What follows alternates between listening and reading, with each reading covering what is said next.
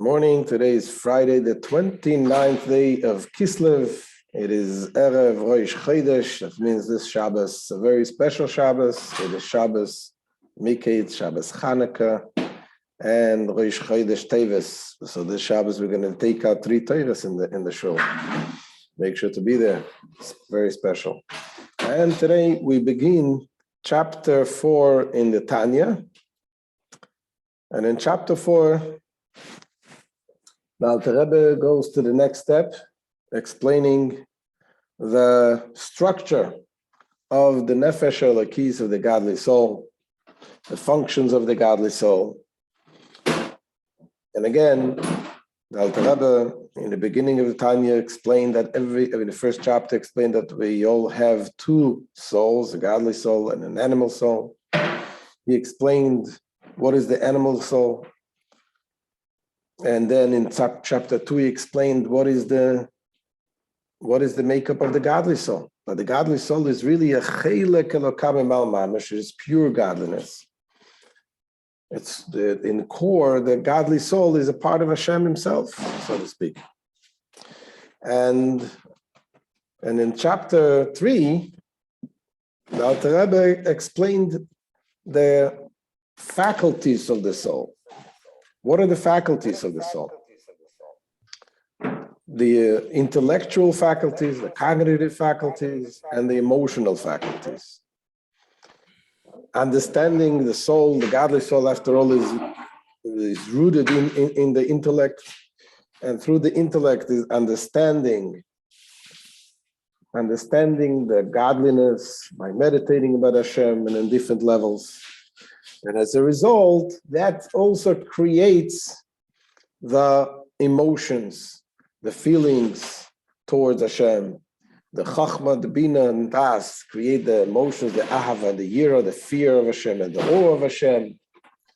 And he explained also that in order to make sure that this is something that is lasting, it's not an illusionary feeling, it's a real feeling, that we need to have the da'as, the knowledge. Knowledge, he said, is the concept of connecting. And in chapter 4, the Alter Rebbe begins, and the Alter Rebbe explains about the garments of the soul. You see, we have the soul itself, we have the faculties of the soul, which is part of the soul itself, meaning it's something which is within the person.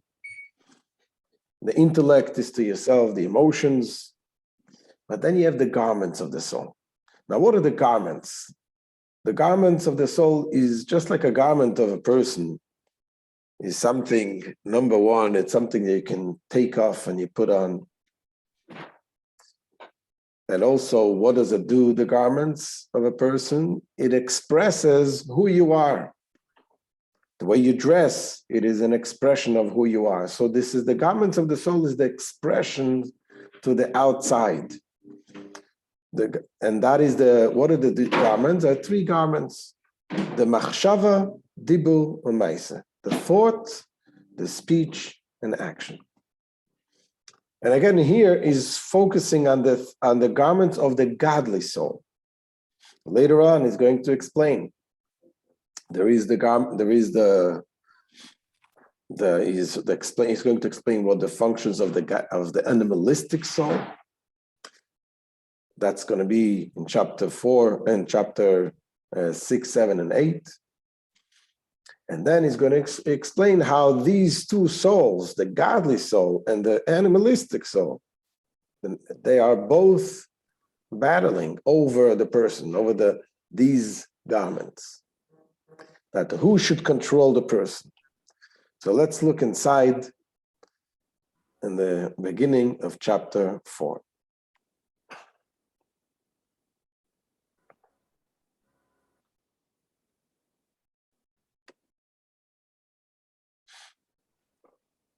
There we go. Says the Alter Rebbe, V'oid yesh lekol nefesh elokis shloisha levushim. So in addition to its 10 faculties that we discussed in chapter 3, which are the emotional, intellectual faculties and emotional faculties. In addition to that, we have every divine soul, the Nefesh Elokit, possesses 3 garments. He explains, the soul possesses 3 auxiliary powers, which are its instruments of expressions. Like garments, they can be donned or shed at will. You can take them off, you can put them on.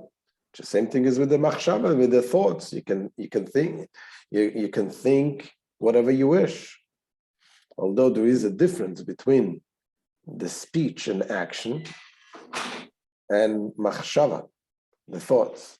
Speech and actions are garments that you can have, you can decide whether to wear them at all or not, whether to do or not to do, whether to speak or not to speak.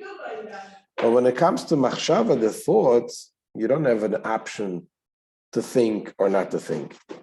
Automatically you're thinking. A person constantly thinks. You have the option of choosing what to think. So in a sense, that is also something that is like a cloth, and you can take him off, and you can put him on. When the soul utilizes any of these 3 powers, it is called clothed in them. Now the neshama is clothed in these garments. When it does not use them, it is divested of them. Also, just as garments give expression to their wearers, beauty and importance, so too, when the soul dons and utilizes these garments, its intellect and emotions find expression.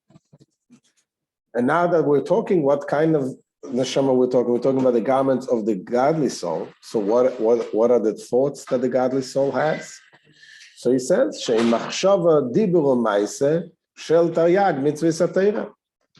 They are the thought, speech, and actions as they find expression in the 613 commandments of the Torah.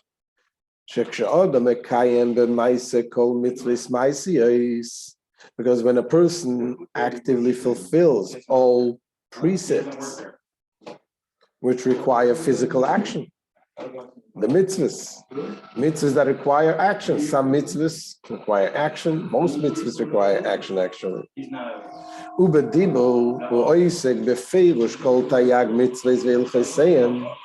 And with the power of speech, he occupies himself in expanding on all the 613 commandments of the laws governing their fulfillment. You're talking about it. You're speaking about the laws of Torah. And what do you do with the thought? And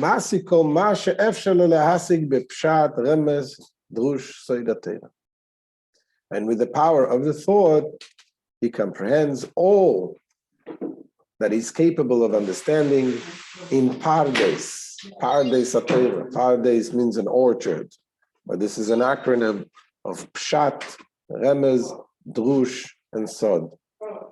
These are the different levels of understanding of the Torah. There is the intimation, the Remez. Pshat is the plain sense understanding of the Torah. The Remez is the intimation, the hints. Then you have Drush, analytical expression. And then you have the Sod, the secrets, the esoteric part of the Torah. It says, Ari Klolus Taryag Evrei Nafshoin Melubashim Betaryag Mitzvahs HaTorah. So, all the 613 organs of his soul are completely enclosed in the 613 mitzvahs of the Torah. So this is this chapter that the Frierdiker Rebbe divided into small parts. It is the beginning of understanding these garments of the Torah. and understanding these garments of the Torah, these garments of the soul, of the godly soul, which is everything connected with the Torah. Obviously, we also have the animalistic soul, which doesn't make our life easy, and that will be explained in the future chapters. So this is the end of today's shir. Amir Hashem, we will continue on Sunday, Bezrat Hashem. I want to wish you all a very good Shabbos and a freiliche Chanukah. Amen. Bye-bye.